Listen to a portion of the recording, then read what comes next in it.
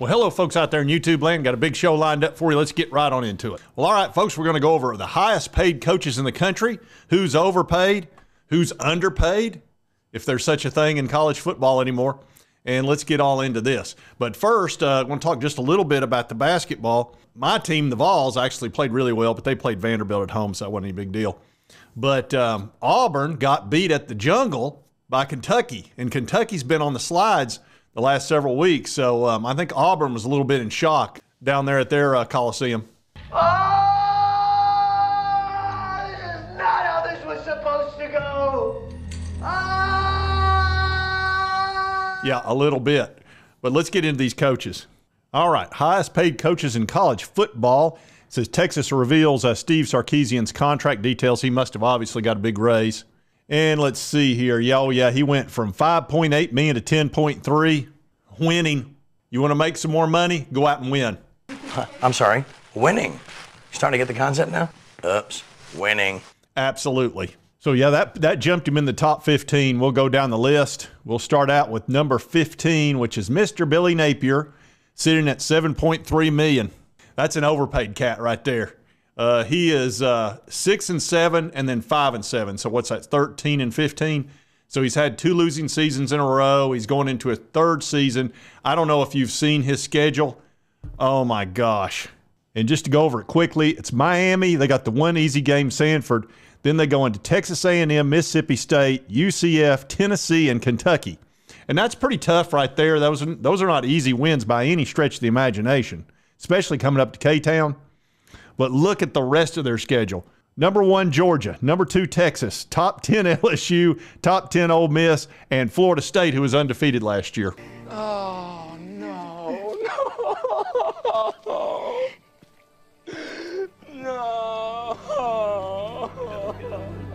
Yeah, that's as tough as it gets right there. It doesn't get any rougher. So Billy Napier, I think this is his final season. And it's not going to matter. The guy signed a $51 million contract, so he's going to be rich the rest of his life no matter what happens. I'm sure he'd like to win, but that's going to be one rich dude right there. Luke Fickell of Wisconsin's number 14 at 7.6. Now, I believe he came out of Cincinnati. He needs a little bit of time. He signed a big 7-year, $55 million deal. He took advantage of a great season or 2 that he had in Cincinnati.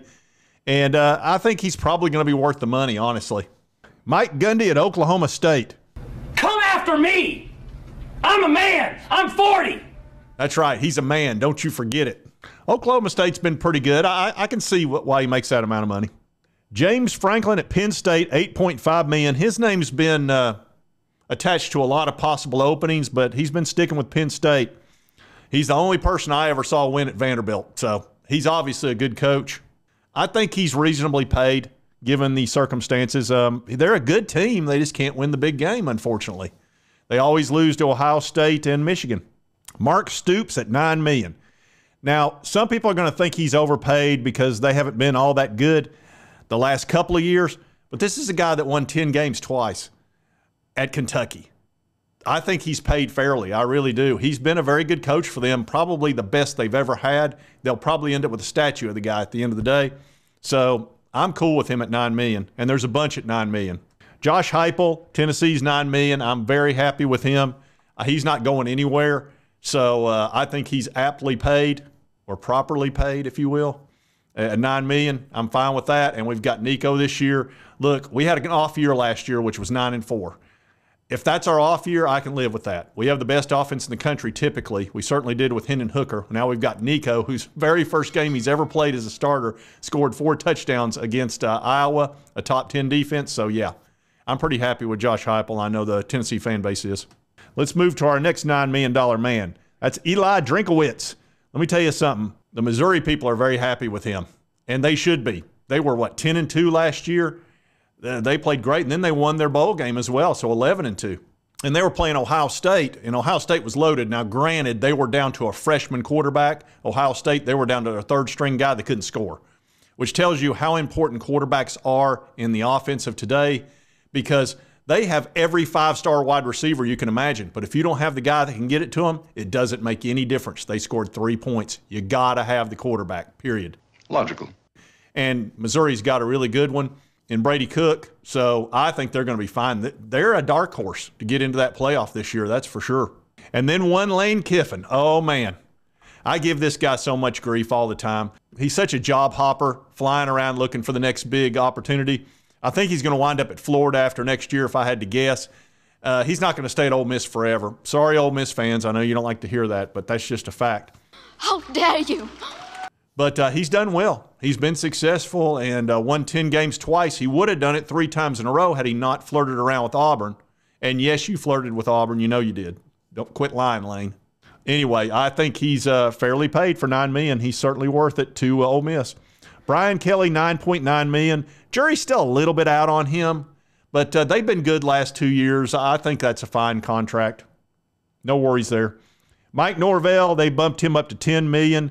Undefeated last year until they got a hold of Georgia, and they didn't have any of their players. They all opted out, and that's because they got creaked out of the college football playoff because their quarterback got hurt, and they play in the ACC, and there's very little respect for the ACC at ESPN or the College Football Playoff Committee. It's just a fact.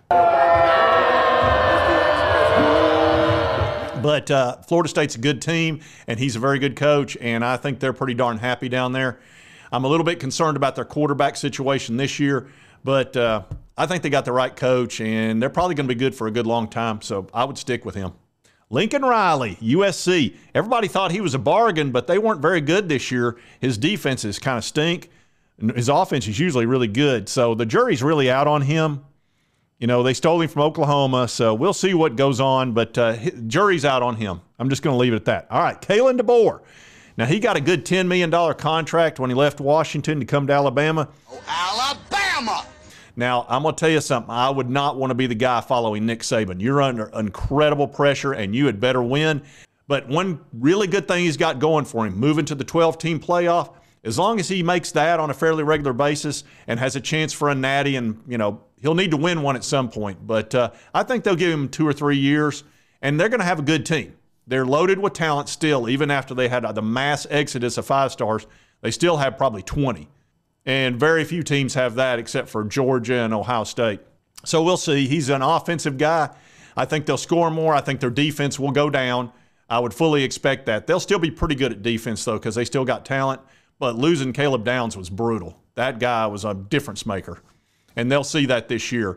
Probably just be a very high-scoring team over the years, and they'll probably give up a lot of points. I look forward to the Alabama-Tennessee games. It should be really exciting. Jury's out on him.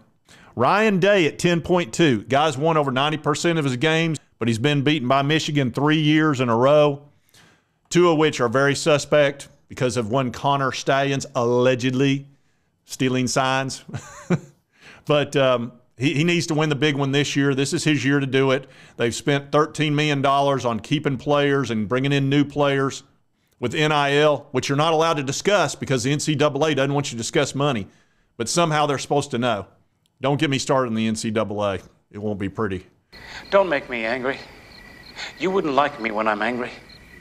But Ryan Day, he needs to win this year. He just needs to. He's a good coach and a very good recruiter. So we'll see what happens. But he's not overpaid at 10.2. He's really not.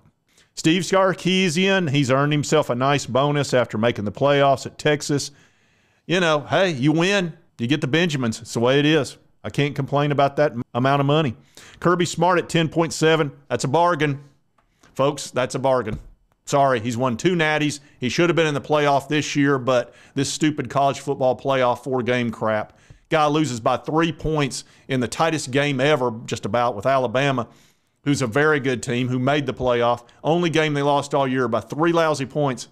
And what happens? They're out of the playoff. So he's been fantastic. They've darn near been undefeated for 3 years. So bargain. Dabo Sweeney, the Dobinator, Dobster, $11.5 million.